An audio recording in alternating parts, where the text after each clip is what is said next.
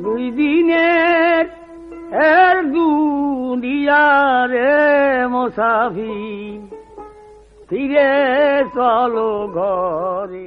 বিজয় সরকারের প্রকৃত নাম বিজয় অধিকারী হলেও সুর, সঙ্গীত ও অসাধারণ গায়কী ঢঙের জন্য সরকার উপাধি লাভ করেন তিনি। বিজয় সরকার নিজেই গায়ক, গীতিকার ও সুরকার। মঞ্চে বসে নিজেই গান রচনা করে সুর দিয়ে দর্শকদের মাতিয়ে তুলতেন। তার গান এখনো মানুষের হৃদয় জুড়ে রয়েছে। মুক্তিযুদ্ধের গানসহ 1800-র বেশি গান লিখেছেন তিনি। 1985 সালের 4 ডিসেম্বর পরলোক গমন করার পর 2013 সালে মরণোত্তর 21 পদকে ভূষিত হন বিজয় সরকার।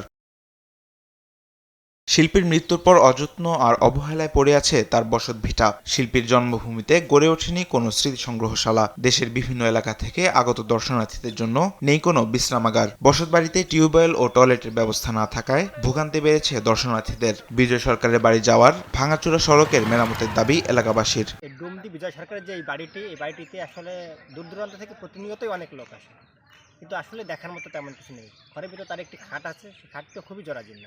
কিন্তু বিজয় সরকারকে নিয়ে এই বর্তমান প্রজন্মের মাঝে আসলে যতটা জানা বোঝার প্রয়োজন সেটা আসলে সরকারের পক্ষ থেকে সেটা করা হচ্ছে না। শিল্পকলা বা সরকারের পক্ষ থেকে বিজয় সরকারকে বাঁচিয়ে রাখতে তার গানগুলো যথাযথ সংরক্ষণ প্রয়োজন। বিখ্যাত কবি, লোককবি, শিল্পী বিজয় সরকারের জন্মস্থান বা তার বসতভিটা এটা খুবই অবহেলিত বা নাজল অবস্থায় আছে। এটা দেখভাল করার কোনো লোক নাই বা এটা সংস্কারের কোনো ব্যক্তি নাই। আমি গাজীপুর থেকে এসেছি বিজয় সরকারের বাড়িতে। অনেক সুন্দর বিজয় সরকারের বাড়ি এবং এখানের রাস্তাঘাট খুবই খারাপ, ঠিক করলে ভালো হতো। এই সরকার মশাই বাড়ি অনেক অনেক দূরত্বের লোক আসে গান শোনার জন্য এবং গাতি। ওনার বাড়ি বসার কোনো পরিবেশ নাই, ঘর দরজা নাই, অনেকে কষ্ট করে রোদ বৃষ্টিতে। বহু দূরত্বের লোক আসে গান শোনার জন্য এবং গাওয়ার জন্য। নড়াইল তথা দেশ বিদেশে বিজয় সরকারের গান আজও দর্শকপ্রিয়। তার গান জনপ্রিয় হলেও সরকারের পৃষ্ঠপোষকতায় সেই সব জনপ্রিয় গান সংরক্ষণের নেই কোনো উদ্যোগ। বিজয় ভক্তদের দাবি গণমাধ্যম সহ বিভিন্নভাবে বিজয় সরকারের গানের মর্মকথা তুলে ধরা হোক।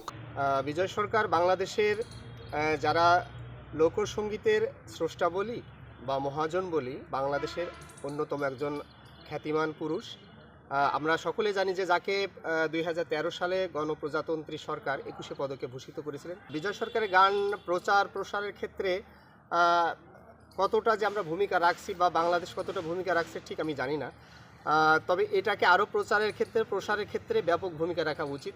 বিজয় সরকারের স্মৃতি সংরক্ষণে বিভিন্ন উন্নয়নমূলক কাজের আশ্বাস দিয়েছেন জেলা প্রশাসক। এখানে আলাদা করে মন্ত্রণালয়ের কোনো রকম বরাদ্দ আমাদের কাছে নেই, তবে আমি নিজ উদ্যোগে এই বিখ্যাত ব্যক্তিগণের বাড়িতে আমি যাচ্ছি, গিয়ে দেখছি তাদের সেগুলো কীভাবে স্মৃতিটা ধরে রাখা যায়।